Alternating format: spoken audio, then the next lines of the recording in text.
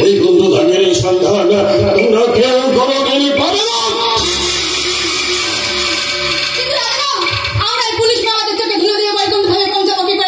কোনো চিন্তা নেই মোহিনী, কোনো চিন্তা নেই। সারা ব্যাংকের স্টাফদের ঘায়েল করে ব্যাংক ডাকাতি করে একবার যখন এই ব্যাগ ভর্তি টাকা আনতে পেরেছি তখন যেমন করে হোক যেভাবে হোক আজ তারা ওই বৈকুণ্ঠ ধামে পৌঁছে যাবোই যাব। কি দেখছো মোহিনী, কি দেখছো তুমি?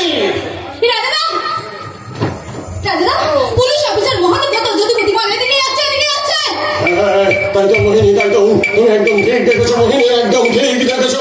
চলো মোহিনী চলো। আসার আগে আমরা দুজনে ওই জঙ্গলের সব রাস্তাটা ধরে ওদিকেই চলে যাই। চলে এসো তাড়াতাড়ি আমার সাথে।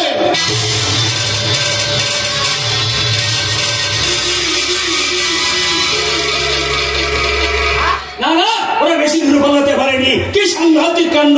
দিনের আলোয় নাম ডাকাতি, নারী পাচার, শিশু কিডন্যাপ, চারিদিকে খুন ধর্ষণ। অথচ আমাদের পুলিশ ডিপার্টমেন্ট কিছুই করতে পারছে না। পেছনে কার কথা লুকিয়ে আছে আমাকে খুঁজে বার করতেই হবে।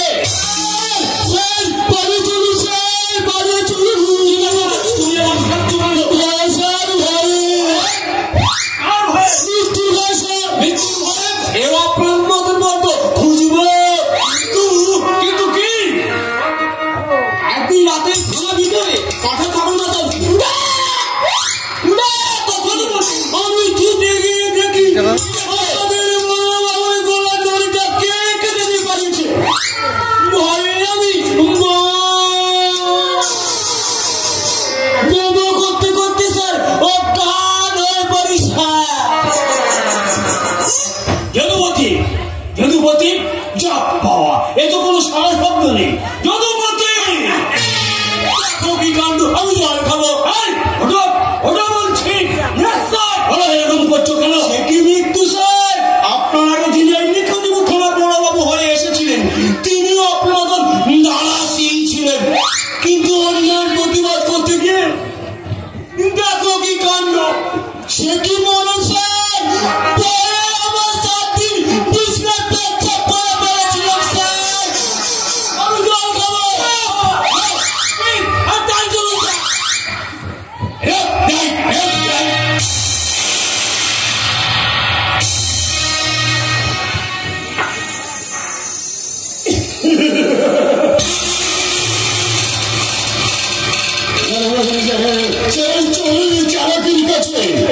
পুলিশ মোবাদের গতিটা আজ একদম হেরে গেছে।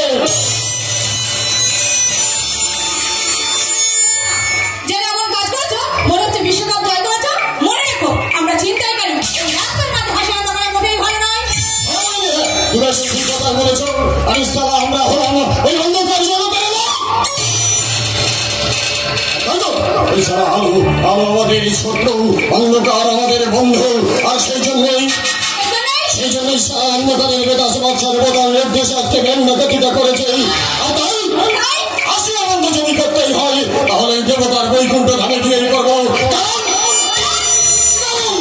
ওই দেবতারাই হলেন এই ১৯ শতাব্দীর বাজিগার।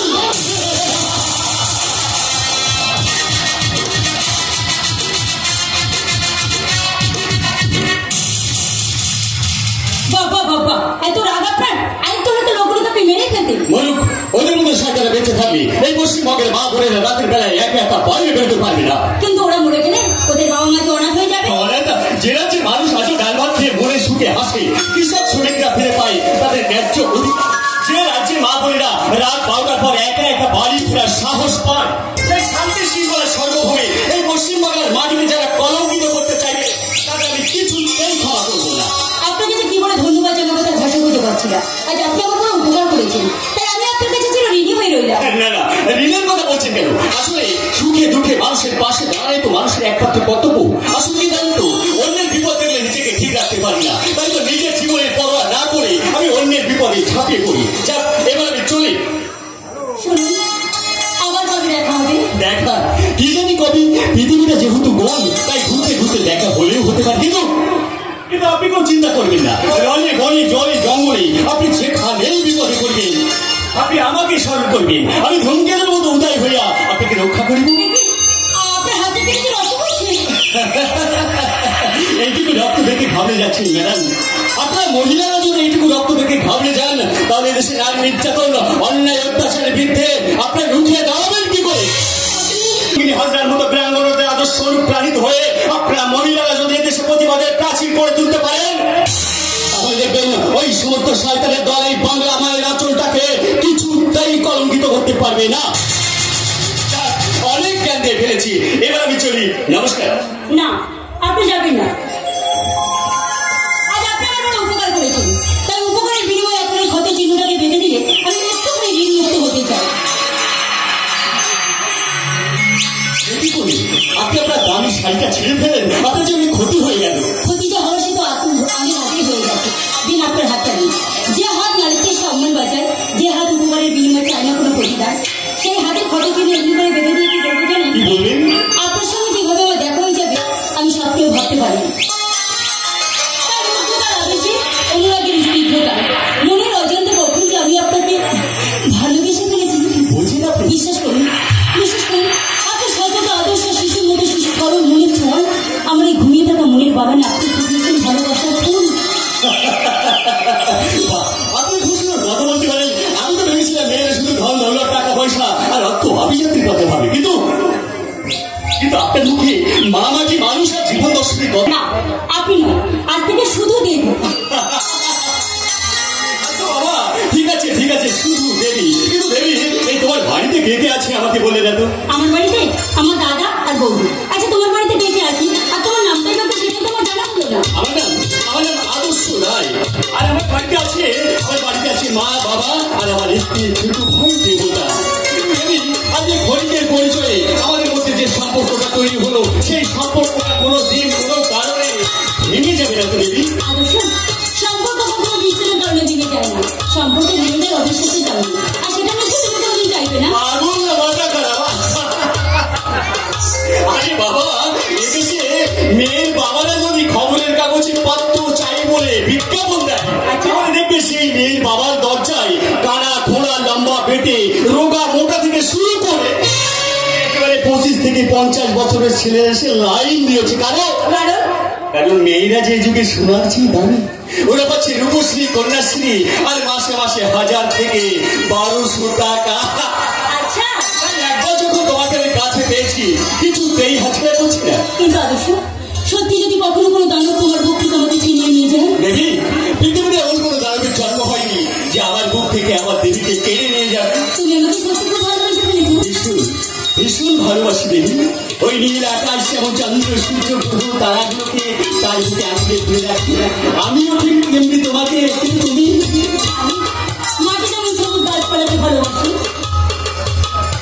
নদী যেমন সাগরকে ভালোবাসি, আমি ঠিক তেমনি করে তোমাকে ভালোবাসি।